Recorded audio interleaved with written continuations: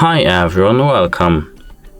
In today's video I have Apple HomePod 2 and I'm going to show you how to easily enable Intercom and manage it.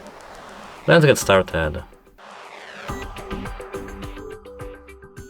At first we have to open our Home app and click on our device. Now we have to click our gear icon and scroll down to Intercom. We have to click on it and we have now it enabled. You can either disable it or enable it. We can receive notifications when anywhere, when at home and never. We can choose between these. We can choose anywhere. And that's it. Like and subscribe for more details of videos and hope it helps you. Goodbye!